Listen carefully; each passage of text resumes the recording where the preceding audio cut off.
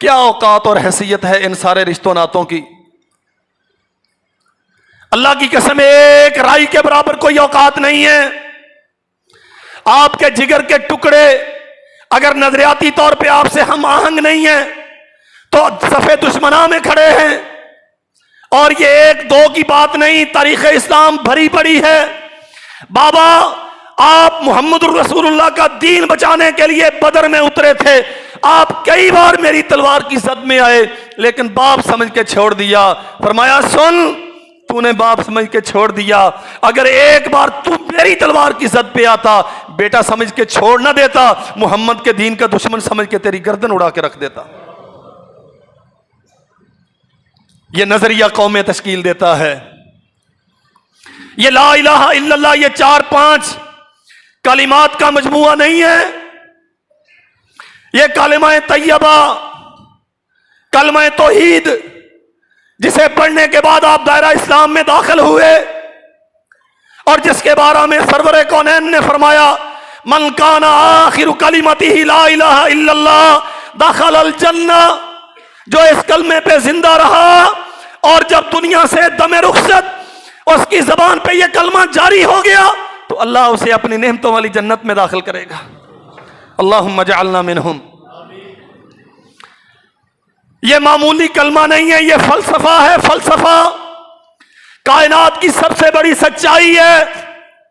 اگر یہ کلمہ نہیں ہے تو تیری زندگی کی کوئی حقیقت نہیں ہے، اگر یہ کلمہ نہیں ہے تو تیرے رشتے ناتے کوئی اوقات نہیں رکھتے، اگر یہ کلمہ نہیں ہے تو یہ ملک و ملت اس کی کوئی اوقات اور حیثیت نہیں ہے، اگر یہ کلمہ نہیں ہے تیرے چلتے ہوئے کاروبار، تیری بنی ہوئی پارلیمنٹ، اس کے لمبے چوڑے ایوان، قسم رب ذوالجلال والاکرام کی ایک مکھی کے پر کی اوقات اور حیثیت نہیں رکھتے۔ یہ سارا کچھ تو ہے اس لیے کہ لا الہ الا اللہ کو مانا جائے، اسے منوایا جائے، اسے غالب کیا جائے دنیا میں۔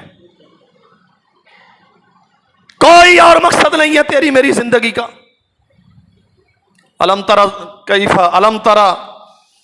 کیف ضرب اللہ مثلا کلمۃ طیبۃ کشجرۃ طیبہ اصلها ثابت۔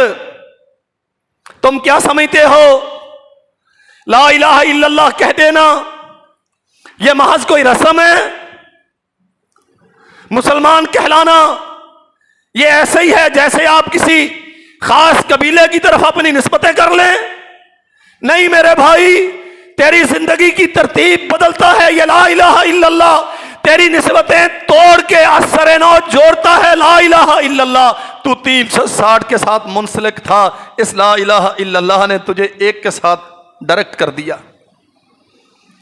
تجھے وسیلے چاہیے تھے، کبھی یہاں کے کبھی وہاں کے، کبھی شجر کے کبھی حجر کے، کبھی مرے ہوئے کے کبھی زندوں کے۔ تو جاتا تھا دامنے سوال دراز کر کے اپنوں بگانوں کے پاس، تو کشکولے گدائی اٹھا کے دنیا کی درگاہوں پہ دھکے کھاتا تھا۔ اس فلسفہ لا الہ الا اللہ نے تجھے اللہ ذوالجلال والاکرام کے ساتھ براہ راست متعارف کروا دیا۔ فَعْلَمْ أَنَّهُ لَا إِلَهَ إِلَّا اللَّهُ، تجھے جان لینا چاہیے وہ یک و تنہا ہے، اسے کسی سفارش کی ضرورت نہیں ہے۔ یہاں دنیا کی زندگی میں وہ تیری بھی سنتا ہے، تو اس سے زیادہ گناہگار ہیں ان کی بھی سنتا ہے۔ جو مر گئے وہ بھی اسی کے رحم و کرم پہ ہیں، جو زندہ ہیں وہ بھی اسی کے رحم و کرم پہ ہیں۔ مدبر السماوات والارض وہی ہے، کائنات کا خلاق وہی ہے، آسمان و زمینوں کا بنانے والا، اس کے نظاموں کا چلانے والا، اس سب کو اپنے قدرت سے تھام کے سنبھالنے والا، اسے کسی کی حاجت نہیں ہے، ساری دنیا کو اس کی ضرورت ہے۔ اس لیے چھوڑو ان عارضی سہاروں کو، اس کے دروازے پہ آؤ، وہ ہر دم انتظار میں ہے، وہ سنتا ہے، سنتا نہیں ہے وہ پوری کرتا ہے، اور کبھی تو مانگنے کے نتیجے میں پوری کرتا ہے، اکثر و بیشتر تو بن مانگے پوری کرتا ہے۔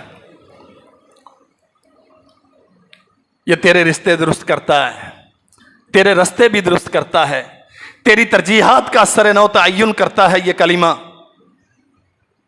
تو 360 کے ساتھ وابستہ تھا، لا الہ الا اللہ نے تجھے در در کی ذلت سے بچا لیا اور ایک دروازہ تجھے دے دیا جس سے بڑھ کے عزت کا دروازہ اور کوئی نہیں ہے۔ تو غیر اللہ کی پرستش پہ رسوا ہوتا تھا، تیری جبین نیاز اللہ کے غیر کے سامنے جھکتی تھی، یہ خاک آلود ہوتی تھی، لا الہ الا اللہ کے آنے کے بعد وہ عزت و افتخار تجھے عطا ہوا. اب تو ایک کے سامنے جھکے گا، اور اگر تو اخلاص کے ساتھ اس کے سامنے جھکے گا تو دنیا کا سارا کفر تیرے قدموں پہ جھکے گا. الم تری کیف ضرب اللہ مثلا کلمۃ طیبہ، تم کیا سمجھتے ہو یہ لا الہ الا اللہ کیا ہے؟ فرمایا کشجرۃ طیبہ، یہ پاکیزہ درخت کی مثل ہے، اصلها ثابت، اس کی جڑیں بڑی مضبوط ہیں، اس کلمے کی جڑیں بڑی مضبوط ہیں. اللہ کی قسم حیرانی ہوتی ہے نا، کتنی مضبوط ہوں گی جڑیں، 2 فٹ 4 فٹ 10 فٹ. اللہ اکبر کبیرہ. ننگی تلوار ہاتھ میں ہے، اور ایک عورت ذات مکہ کے چوک میں اونٹوں پہ پلان کسے ہوئے ہیں، ایک ٹانگ رسی میں ڈال کے ایک اونٹ کے پلان کے ساتھ باندھی ہوئی ہے، دوسری ٹانگ دوسرے اونٹ کے پلان کے ساتھ باندھی ہوئی ہے، اور یہ ظالم نیزہ تول رہا ہے. اس امت کا فرعون ابو جہل اس خاتون پہ، نہتی عورت پہ، حوا کی بیٹی پہ نیزہ تولتا ہے. سمیہ ابھی وقت ہے، لوٹا. فرمایا کیا کرے گا؟ کہا اگر لا الہ الا اللہ چھوڑ دے تو زندگی بخش دوں گا. فرمایا اگر نہ چھوڑوں تو؟ فرمایا یہ نیزہ ہے، مخالف سمتوں میں کھڑے ہوئے اونٹ ہیں جن کی رسیوں کے ساتھ تیری پنڈلیاں بندھی ہوئی ہیں، میں اشارہ کروں گا یہ چلیں گے، نیزہ جسم پہ لگے گا، تیرے جسم کے کتنے ٹکڑے ہوں گے تو اس کا تصور کر، تیرا انجام کیا ہوگا. جواب کیا ملتا ہے؟ تیرے جیسے 100 گدھے اس دنیا میں دھکے کھاتے پھرتے ہیں، تو مجھے میرے انجام سے ڈراتا ہے؟ میں تو لا الہ الا اللہ پہ زندہ رہی، لا الہ الا اللہ پہ جا رہی ہوں. تو اپنے انجام کی فکر کر. قیامت کے دن جب لا الہ کا انکار تجھے جہنم میں لے جائے گا تو تیرا کیا بنے گا؟ اصلها ثابت، اس کی جڑیں بہت گہری ہیں، یہ زمین کی نہ جانے کتنی تہوں کو چیر کے نیچے پیوست ہے. فرعها فی السماء، اس کی شاخیں آسمان کے افق کو چھو رہی ہیں. ایک تنے تنہا عبداللہ ابن عبد المطلب کے گھر میں جنم لینے والے محمد صلی اللہ علیہ وسلم فاران کی چوٹیوں پہ اس کلمے کا اعلان کرتے ہیں. اور میرے بھائیوں صدیاں نہیں لگی، اس کی اثر پذیری کتنی ہے، اللہ نے اس میں شان و شوکت، قوت، طاقت کتنی رکھی ہے. دنیا ساری اس کلمے کے روکنے کے در پہ ہے. کبھی ابو جہل کا لشکر آتا ہے، کبھی ابو سفیان 10,000 کا لشکر جرار لے کے آتا ہے. بدر و احد بھی سجا، حنین و احزاب بھی ہوا، یرموک و قادسیہ کے مارکے بھی ہوئے، شہادتیں ہوتی رہیں، جوانوں کے سجیلے جوانوں کے گلے کٹتے رہے، زمین لہو سے سراب ہوتی رہی. لیکن چند سال گزرے، محمد رسول اللہ صلی اللہ علیہ وسلم نے فرمایا تھا، جاؤ صحابیوں جو پیٹوں پہ پتھر باندھ کے اللہ کے دین کی نصرت کے لیے، لا الہ الا اللہ کی عظمت اور غلبے کے لیے میدانوں میں کھڑے ہو، میں اللہ کا نبی تمہیں بشارت دیتا ہوں. اللہ نے مصر کے خزانے دے دیے، اللہ نے کیسر و کسریٰ کو تمہارے قدموں پہ جھکا دیا.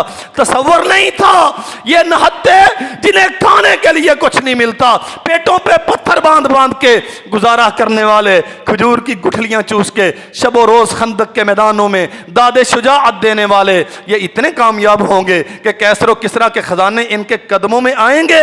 اللہ کی قسم چشم کائنات نے وہ منظر دیکھا. سیدنا عمر بن خطاب رضی اللہ عنہ نے فرمایا، جاؤ سراقہ بن مالک بن جوشم کو تلاش کر کے لاؤ. لایا گیا، امیر المؤمنین حاضر ہوں. فرمایا سراقہ یہ کسریٰ فارس کے کنگن ہیں، مرصع جواہرات سے لال و گوہر جڑے ہوئے، یہ سونے چاندی کے باقاعدہ بنے ہوئے، یہ اپنی کلائیوں میں پہننا ذرا پہنے ہیں. عرب کے ایک بدو نے، ایک ساربا نے، ایک دیہاتی نے، لیکن لا الہ الا اللہ کے ساتھ مخلصانہ تعلق رکھنے والے کی کلائیوں میں کسریٰ فارس کے کنگن پہنائے گئے. عرش والے تیری عظمتوں کے کیا کہنے کہ کسریٰ فارس جس کا قانون دنیا پہ چلتا تھا اور جو یہ دعوے رکھتا تھا کہ فضائیں بھی میرے حکم کے تابع ہیں، تیری عظمتیں کہ آج لا الہ الا اللہ پڑھنے والے ایک بدو کی کلائیوں میں کسریٰ فارس کے کنگن. اسلحہ ثابت، اسے کوئی نہیں گرا سکتا. جو اس کے ساتھ مخلص ہو گیا اسے بھی کوئی نہیں گرا سکتا. نہیں گرا سکے قسم رب ذوالجلال والاکرام کی. امیہ بن خلف کے ظلم و ستم بلال کو نہیں گرا سکے. ہاں بڑے بڑے ظالموں کے ظلم خباب بن ارت کو، آل یاسر کو، اور بہت سارے غلاموں، بے بسوں، بے قصوں کو نہیں گرا سکے. کوئی ایک مثال ایسی نہیں ملتی کہ محمد الرسول اللہ صلی اللہ علیہ وسلم کے کسی صحابی نے کسی ظالم کے ظلم سے ڈرتے ہوئے کلمہ چھوڑا. ایک مثال ایسی نہیں ملتی.